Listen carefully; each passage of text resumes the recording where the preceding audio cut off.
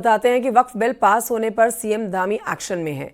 मुख्यमंत्री ने कहा एक और इस बिल को पारदर्शी और संवैधानिक अधिकारों की रक्षा की दिशा में एक अहम कदम बताया। तो उत्तराखंड में वक्फ संपत्तियों की जांच कराने की अब बात कही जा रही है। रिपोर्ट देखिए।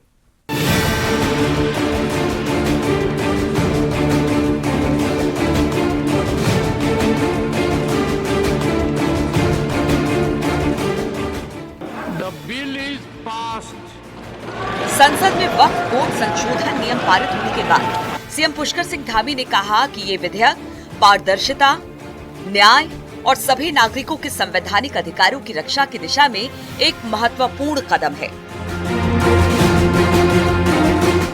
साथ ही कहा कि पहले जिन जमीनों पर भू माफियाओं का कब्जा था, पंचायत और देवस्थानों की जमीनों को वक्फ बोर्ड में शामिल कर लिया जाता था, अब उन जमीनों पर सरकार का नियंत्रण होगा और जनहित और विकास के कामों में इसका इस्तेमाल किया जा सकेगा। लंबे समय से देश को इसकी प्रतीक्षा थी। जो भूमाफियाओं का कब्जा इन जमीनों पर था और तमाम ऐसी जमीनें जो पंचायतों की थी, देवस्थानों की थी या किसी अन्य विभागों के, इनको भी बिना किसी वक्फ में शामिल कर लिया जाता था। अब वो सब जमीनें जो है उस क्राइटेरिया से बाहर आएंगी, उसमें अनेक काम हो सकेंगे। उत्तराखंड में वक्फ की 5183 संपत्तियां हैं। साल 2003 में वक्फ के पास 2078 संपत्तियां थी, जो बीते सालों में दुगुनी से भी ज्यादा बढ़कर 5000 से ज्यादा हो गई। वक्फ की इन संपत्तियों में मस्जिद, मदरसे, कब्रिस्तान के अलावा कई कमर्शियल प्रॉपर्टीज हैं। इसके साथ ही उत्तराखंड में वक्फ के पास बड़ी मात्रा में कृषि भूमि भी है, जिन पर अवैध कब्जे हैं। सीएम धामी ने कहा कि उत्तराखंड में वक्फ की जमीनों में कई हजारों की बढ़ोतरी हुई। हम इसकी जांच करवाएंगे और जनहित के कामों को इस पर आगे बढ़ाएंगे। उत्तराखंड के अंदर बहुत सारे ऐसे मामले हैं, कई हजारों, उत्तराखंड बनते समय जो संख्या थी उसमें कई हजारों की बढ़ोतरी हुई है। हम इसकी जांच करवाएंगे, इस पर काम करेंगे और जनहित के कामों को इस पर आगे बढ़ाएंगे। ये सारी जमीनें सरकार में आएंगी और जन उपयोग के काम आएंगे। अनेक विपक्ष हमेशा तुष्टीकरण की राजनीति करता रहा है। प्रधानमंत्री आदरणीय मोदी जी के नेतृत्व में नवाचार देश के अंदर हो रहे हैं, नए कानून लाए जा रहे हैं और जो देश की तरक्की में जिनसे योगदान हो सकता है, देश की तरक्की, गति, उन्नति, प्रगति बढ़ सकती है, वो सारे काम, वो सारे ऐतिहासिक निर्णय लिए जा रहे हैं। ये भी बहुत ऐतिहासिक निर्णय जो है, मैं आदरणीय प्रधानमंत्री जी को और पूरी केंद्र की सरकार को बहुत बधाई देना चाहता हूँ।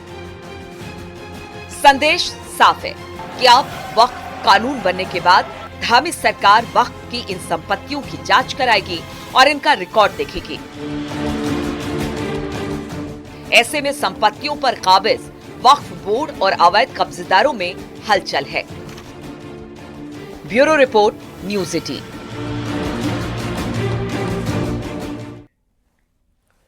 उधर सियासी हंगामे के बाद आखिरकार वक्फ बोर्ड संशोधन विधेयक सदन में पास हो गया, जिसके बाद उत्तराखंड में शुक्रवार को बीजेपी ने मास्टर स्ट्रोक खेलते हुए मुस्लिम महिलाओं को ही आगे कर दिया और संशोधित विधेयक की उपलब्धियां गिनाने लगे।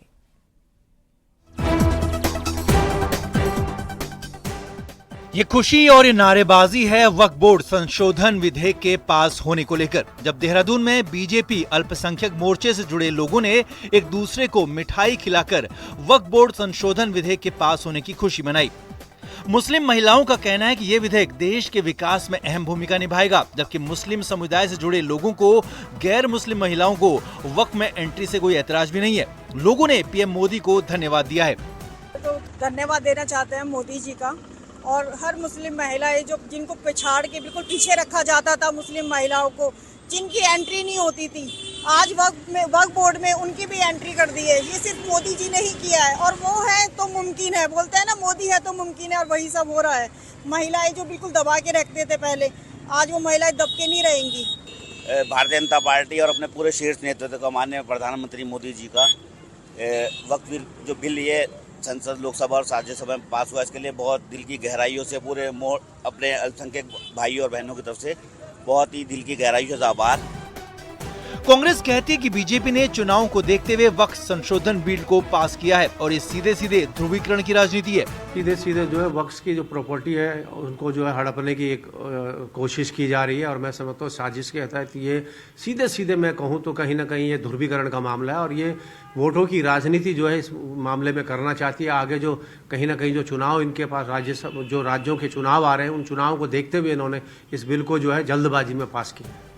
विधेयक पास होने के बाद अब वक्फ की जमीनों में पूरी तरह से पारदर्शिता की बात कही जा रही है, लेकिन मुद्दा गर्म है तो बीजेपी ने उस कम्युनिटी को ही आगे कर दिया है जो सीधे तौर पर इससे जुड़ी हुई है। न्यूज़ 18 के लिए देहरादून से भारती सकलानी की रिपोर्ट। उत्तराखंड में वक्फ की 5000 से ज्यादा संपत्तियां हैं जिन्हें सालों से लोग बिना किराया दिए ही कब्जाए हुए हैं। साथ ही कुछ जमीनें भूमाफिया की निगाह पर भी हैं। ऐसे में बड़ा सवाल यह है कि क्या नया कानून इन माफियाओं से वक्फ को निजात दिलाएगा या नहीं। रिपोर्ट देखिए।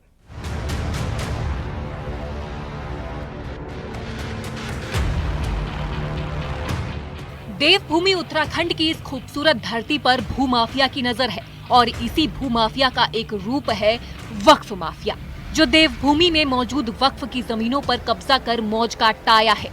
कमजोर वक्फ बोर्ड की वजह से इसकी संपत्तियां खुर्द बुर्द होती चली गई, जिसके 2 नमूने पिछले दिनों नैनीताल के रामगढ़ और रुड़की के पिरान कलियर में देखने को मिले। रामगढ़ की बड़ी संपत्ति पर एक वक्फ माफिया अकबर अहमद डंपी ने कब्जा कर रखा है। वहीं बीजेपी नेता भी मान रहे हैं कि नए कानून से ऐसे माफियाओं पर लगाम लग सकेगी।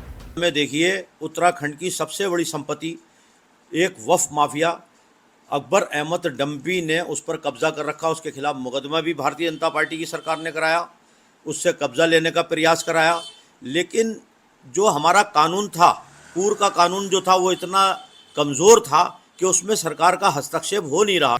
जिस प्रकार बप्प के नाम पर संपत्तियों का दुरुपयोग होता, जिस प्रकार उसकी आड़ में अवैध काम संचालित हो रहे थे, तो देश प्रमुख है भारतीय जनता पार्टी का लक्ष्य, देश प्रमुख, बाकी चीजें सेकेंडरी हैं।